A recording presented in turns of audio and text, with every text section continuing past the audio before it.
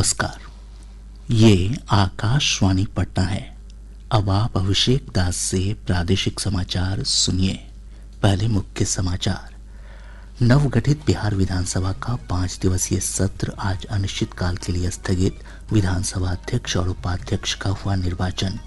सत्र के अंतिम दिन विधानमंडल ने 91,717 करोड़ रुपए से अधिक के द्वितीय अनुपूरक बजट और विनियोग विधेयक को पारित किया। मुख्यमंत्री नीतीश कुमार ने 3 नए विभागों युवा, रोजगार और कौशल विकास, उच्च शिक्षा तथा नागर विमानन विभाग सृजित करने की घोषणा की। और पछुआ हवा के प्रभाव से ठंड में बढ़ोतरी। 7.3 डिग्री सेल्सियस न्यूनतम तापमान के साथ औरंगाबाद राज्य का सबसे ठंडा स्थान रहा। अब समाचार विस्तार से। नवगठित बिहार विधानसभा का 5 दिवसीय सत्र आज अनिश्चितकाल तक के लिए स्थगित हो गया। सत्र के दौरान 241 नवनिर्वाचित सदस्यों को शपथ दिलाई गई। साथ ही विधानसभा अध्यक्ष और उपाध्यक्ष का निर्वाचन हुआ।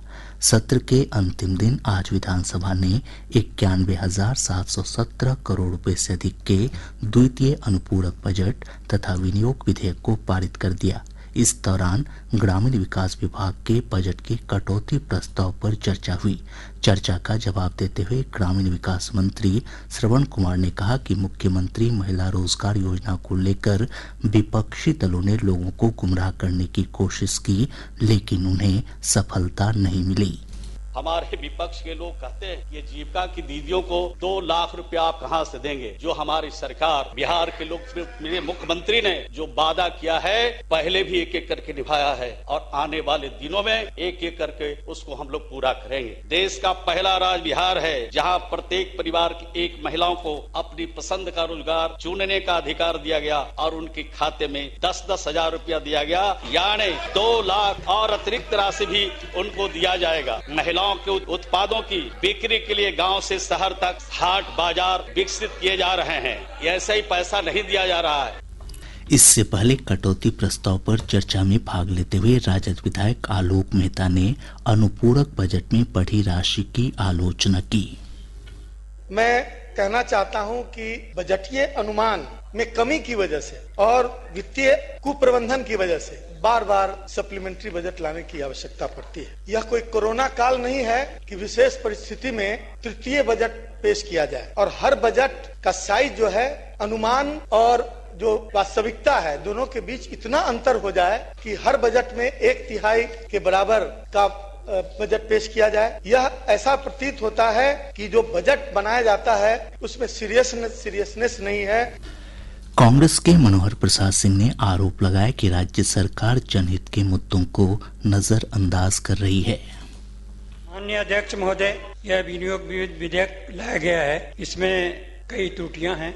महोदय, मैं यह कहना चाहता हूं कि जो हमारे यहाँ अभी जो विस्थापित लोग हैं उनके समस्या के समाधान के लिए कोई प्रयास नहीं किया गया है। जो अभी कटाव है हमारे क्षेत्र में भी कई जगह कटाव बाकी हो रहे हैं और हम लोगों ने प्रयास किया कि उस कटाव को रोका जाए, लेकिन उसकी भी कोई व्यवस्था नहीं हो सकी है।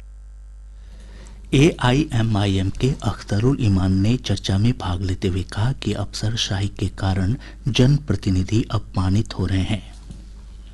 महोदय, मैं चूंकि यह सरकार कानून के राज की बात करती है, मैं माननीय मुख्यमंत्री हैं और सदन है, मैं गुजारिश करना चाहूंगा कि लोकतंत्र में जनप्रतिनिधियों का मान और सम्मान अपनी जगह पर है, लेकिन पिछले विगत कई वर्षों से अफसरशाही का जो एक चलन बढ़ा है महोदय, उससे सिर्फ ये नहीं कि आपके जनप्रतिनिधि अपमानित हो रहे हैं बल्कि जनता का शोषण दोहन भी हो रहा है।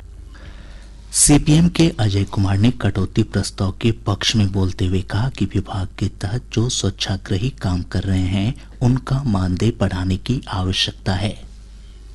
ग्रामीण विकास विभाग का मूल रूप से जो काम होता है उसमें एक महत्वपूर्ण काम स्वच्छता मिशन है। स्वच्छता ग्राही का सिर्फ 3,000 रुपया महीने पर काम लिया जाता है और वो भी उसका भुगतान 6 महीने में एक बार होता है या नहीं होता है, और वो काम भी शायद बिहार में आधे पंचायत में हो रहा है। इसके बारे में इसकी चर्चा होनी चाहिए थी। वित्त मंत्री विजेंद्र प्रसाद यादव ने विपक्षी दलों द्वारा अनुपूरक बजट पर सवाल उठाने को खारिज करते हुए कहा कि यह संवैधानिक व्यवस्था है। उन्होंने कहा कि राज्य सरकार के कुशल वित्तीय प्रबंधन के कारण बजट आकार 3 लाख करोड़ रुपए को पार कर गया है। बिहार का बंटवारा हुआ तो भाषण होता था, आलू लालू बालू बच गया, बिहार क्या खाएगा। और 25-26 हजार करोड़ का बजट था। मुख्यमंत्री नीतीश कुमार के ज्ञान, विज्ञान और ईमान ने इस बजट को 3 लाख करोड़ से अधिक बढ़ाया। आदमी में अगर ईमान हो, चरित्र हो, ज्ञान हो, पैसे की कमी नहीं होती है। पैसे का प्रबंध किया जाता है, जनता से पैसे लेके जनता में ही खर्च किया जाता है। कोई चारा घोटाला और बालू घोटाला नहीं होता। ईमान का संकट नीतीश कुमार में नहीं है। वित्त मंत्री के भाषण के बाद विनियोग विधेयक ध्वनिमत से पारित हुआ। इसके बाद विधानसभा अनिश्चितकाल के लिए स्थगित कर दी गई। इससे पहले अपने समापन भाषण में विधानसभा अध्यक्ष प्रेम कुमार ने सदन के संचालन में सहयोग के लिए सदस्यों का आभार व्यक्त किया। इस सत्र में कुल 16 निवेदन प्राप्त हुए, जिनमें 15 स्वीकृत एवं 1 अस्वीकृत हुआ। कुल 9 याचिकाएं प्राप्त हुई, जिनमें 6 स्वीकृत एवं 3 अस्वीकृत हुई। सत्र के संचालन में सहयोग के लिए माननीय मुख्यमंत्री जी, माननीय मुख्यमंत्रीगण, माननीय मंत्रीगण, नेता विरोधी दल एवं अन्य दलीय नेताओं के साथ साथ पक्ष प्रतिपक्ष के साथ सभी माननीय सदस्यों का मैं आभारी हूँ। मैं विशेष रूप से आप सबों को साधुवाद देना चाहता हूँ, क्योंकि आपके सहयोग से ही इस सत्र का संचालन अपेक्षाकृत अधिक सफलता से हो पाया है। इधर विधान परिषद में आज द्वितीय अनुपूरक बजट पर चर्चा हुई। सरकार की ओर से वित्त मंत्री विजेंद्र प्रसाद यादव ने जवाब दिया। विपक्ष ने इस दौरान कार्यवाही का बहिष्कार किया। विधान परिषद के सभापति अवधेश नारायण सिंह के समापन भाषण के बाद कार्यवाही स्थगित कर दी गई। मुख्यमंत्री नीतीश कुमार ने कहा है कि सरकार ने 3 नए विभाग, युवा रोजगार और कौशल विकास विभाग, उच्च शिक्षा विभाग तथा नागर विमानन विभाग सृजित करने का फैसला किया है। सोशल मीडिया पोस्ट में मुख्यमंत्री ने कहा कि इन विभागों का सृजन होने से युवाओं को नौकरी और रोजगार दिलाने में काफी मदद मिलेगी। साथ ही नागर विमानन विभाग के गठन से उड्डयन क्षेत्र के विकास में भी तेजी आएगी। श्री कुमार ने कहा कि सरकार ने सूक्ष्म, लघु और मध्यम उद्यम निदेशालय तथा बिहार विपणन प्रोत्साहन निगम सृजित करने का भी निर्णय लिया है। उन्होंने कहा कि निदेशालय के तहत युवाओं के कौशल विकास के लिए प्रत्येक जिले में मेगा स्किल सेंटर की स्थापना की जाएगी। मुख्यमंत्री ने कहा कि सरकार युवाओं के बेहतर भविष्य के लिए लगातार काम कर रही है। मुख्यमंत्री नीतीश कुमार को 10वीं बार मुख्यमंत्री पद की शपथ लेने पर world book of records London ने बधाई दी है। संस्था ने मुख्यमंत्री को भेजे एक पत्र में कहा कि यह भारत के लिए गर्व की बात है। स्वतंत्रता के बाद से अब तक भारत में ऐसा पहली बार हुआ है जब किसी नेता ने 10 बार मुख्यमंत्री पद की शपथ ली है। संस्था ने इसे भारतीय लोकतंत्र के इतिहास में ऐतिहासिक उपलब्धि बताया। प्रादेशिक समाचार आप आकाशवाणी पटना से सुन रहे हैं।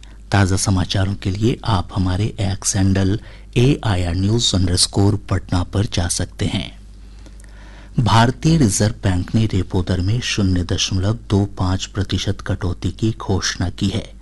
गवर्नर संजय मल्होत्रा ने केंद्रीय बैंक की मौद्रिक नीति समिति की 3 दिवसीय बैठक के बाद ये घोषणा की। उन्होंने बताया कि समिति ने सर्वसम्मति से रेपो दर में कटौती कर इसे 5.25% करने का फैसला किया है, जो तत्काल प्रभाव से लागू हो गया है।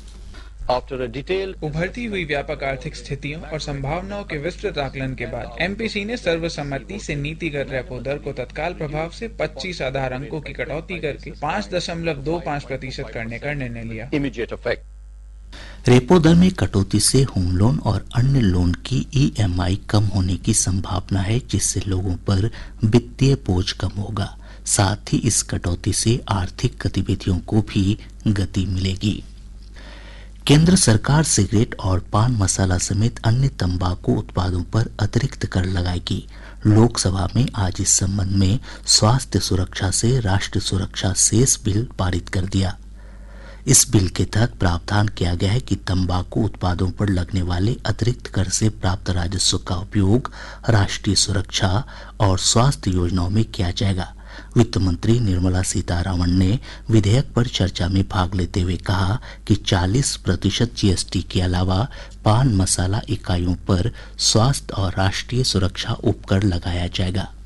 केंद्र सरकार ने कहा है कि किसानों का कल्याण उसकी सबसे बड़ी प्राथमिकता है।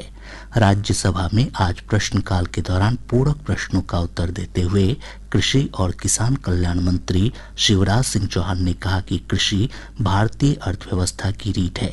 श्री चौहान ने कहा कि संयुक्त प्रगतिशील गठबंधन यूपीए सरकार ने स्वामीनाथन कमेटी की सिफारिशों को स्वीकार नहीं किया था। कृषि भारतीय अर्थव्यवस्था की रीढ़ है और किसान उसके प्राण, और किसानों का कल्याण मोदी सरकार का सर्वोच्च संकल्प है। और माननीय सभापति महोदय, एमएसपी लागत पर कम से कम 50% मुनाफा देकर घोषित की जाए, ये स्वामीनाथन कमेटी ने सिफारिश की थी। और तब जब यूपीए की सरकार थी और इन्होंने गारंटी नहीं दी। मैं गर्व के साथ कहता हूं, ये नरेंद्र मोदी सरकार है जिसने 19 में ये तय किया कि लागत पर 50% मुनाफा देकर एमएसपी तय की जाएगी। मुख्यमंत्री नीतीश कुमार ने धान खरीद में तेजी लाने और किसानों को तत्काल भुगतान सुनिश्चित करने का निर्देश दिया है। श्री कुमार ने आज पटना में चालू खरीफ विपणन वर्ष के लिए धान खरीद की उच्च स्तरीय समीक्षा बैठक की। राज्य में धान खरीद की प्रक्रिया 1 नवंबर से शुरू हुई है। सरकारी क्रय केंद्रों पर 28 फरवरी तक धान की खरीद की जाएगी। इस बार 1 क्रेट धान का न्यूनतम समर्थन मूल्य 2389 रुपये और सामान्य क्रेट धान का 2369 रुपये प्रति क्विंटल रखा गया है। आज विश्व मृदा दिवस है। इस अवसर पर पटना में कृषि विभाग की ओर से बामेती सभागार में राज्य स्तरीय कार्यक्रम का आयोजन किया गया। कार्यक्रम का उद्घाटन कृषि मंत्री रामकृपाल यादव ने किया। उन्होंने किसानों से मिट्टी की स्वास्थ्य की रक्षा के लिए कम से कम रासायनिक उर्वरकों का प्रयोग करने की अपील की। जिला मुख्यालयों में इस अवसर पर कार्यक्रम आयोजित किए गए। पछुआ हवा के प्रभाव से प्रदेश भर के न्यूनतम तापमान में गिरावट आई है। मौसम विभाग से प्राप्त जानकारी के अनुसार पिछले 24 घंटों के दौरान न्यूनतम तापमान में 1 से 3 डिग्री सेल्सियस तक की गिरावट दर्ज की गई। 7.3 डिग्री सेल्सियस न्यूनतम तापमान के साथ औरंगाबाद राज्य का सबसे ठंडा स्थान रहा।